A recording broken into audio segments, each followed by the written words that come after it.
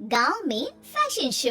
शहर की fashion designer Ritu की शादी गांव के जमींदार शेर सिंह से हो जाती है। लेकिन शहरी कामकाजी रितु का गांव में मन नहीं लगता। क्या सासू माँ, ये गांव में तो कुछ नहीं है, मेरा दिल ही नहीं लगता यहाँ, क्या करूँ मैं? अरे बेटा, जहाँ पति का कारोबार बीवी तो वही अच्छी लगती है ना।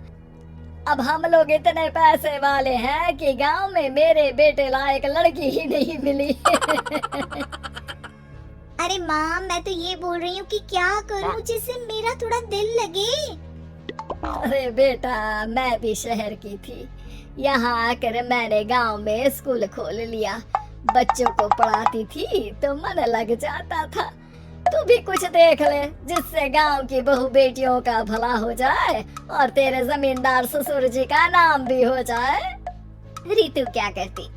फैशन डिजाइनिंग वाले कपड़ों को गांव की औरतों पर कैसे ट्राई करती। लेकिन एक दिन, अरे क्या बात है डार्लिंग, बड़ी जल्दी उठ गई। और ये हाथ में फेविकॉल और कागज, कहाँ जा रही हो? मैंने सोच लिया है कि मैं अपना फैशन बुटीक खोलूंगी। गांव की औरतों को सजा धजा कर फैशन शो करूंगी और यहाँ की औरतों को भी शहर के फैशन से वाकिफ करवाऊंगी। फैशन और यहाँ की औरतें, अरे इन लोगों को तो बस चूल्हा चौका आता है। खाली समय में एक दूसरे के सर से जुए निकालती हैं या फिर अचार पापड़ बनाती है। इन लोगों के बस के नहीं है फैशन को समझना। लेकिन रितु मानती नहीं। वो पूरे गांव में पोस्टर चिपका देती है कि किसी को भी नए डिजाइन के कपड़े पहनने का शौक है तो जल्दी जमींदार की बहू से मिले। लेकिन रितु की दुकान में 2 दिनों तक तो कोई आता ही नहीं। पर एक दिन, अरे कमला, क्या हुआ? क्या देख रही हो? ये पुतला देख रहा है दीदी। क्या दिख रहा है इसमें ऐसा?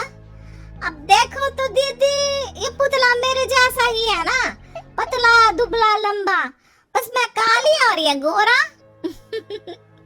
तो ये बता, इस पुतले के कपड़े तुझे कैसे लग रहे हैं? अरे कपड़े तो बहुत ही सुंदर है दीदी, लेकिन तू ना बस कल इसी समय आ जाना और अपने जैसी 2-3 और को भी ले आना। अगले दिन कमला 2 लड़कियों को लेकर आ जाती है।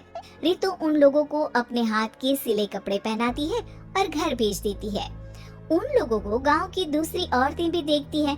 और फिर क्या, अगले दिन रितु जब दुकान खोलती है तो सामने बहुत सी औरतें उसके बनाए डिजाइनर कपड़े पहनने को तैयार खड़ी होती हैं। तुम लोगों को कपड़े के साथ ही हल्के मेकअप और स्किन केयर की भी क्लास देनी पड़ेगी। रितु गांव की औरतों को फैशन का ज्ञान देने में लग जाती है। एक दिन रितु का पति कहता है, अरे रितु, तुम्हारी फोटो पेपर में आई है।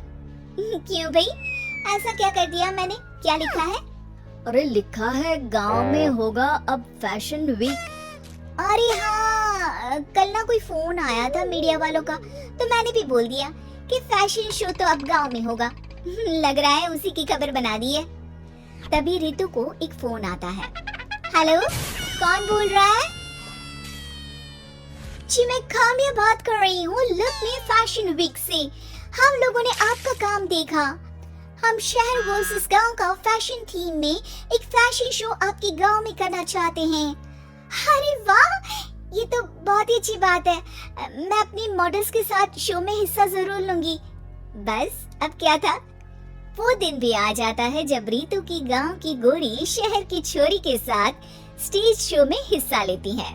शो के बाद, अरे आपकी वो जो कलेक्शन है ना, मैं उसकी पूरी सीरीज खरीदना चाहती हूँ। सच में आपने वो कपड़े डिजाइन करे जो आज के लोग आसानी से घर और बाजार में पहन सकते हैं और बजट में भी है। हम भारतीयों के लिए तो ये डिजाइन बेस्ट है जी। वैसे आपने क्या सोचकर ये कपड़े बनाए और आप इसे कितना आगे और लेकर जाना चाहती हैं? औरतें और फैशन एक दूसरे के पर्यायवाची है, तो ये किसने कहा कि गांव की औरतों को डिजाइनर कपड़े पहनने का हक नहीं? मेरा मानना है कि शौक सभी औरतों में होता है। जरूरत है तो बस उसे जगाने की, उनके हिसाब और बजट के कपड़ों की, जो मैंने बनाए और सबको पसंद भी आए। अब रितु का गांव हर जगह प्रसिद्ध है। ना सिर्फ ऋतु के लिए बल्कि वहाँ की औरतों की फैशन के लिए भी।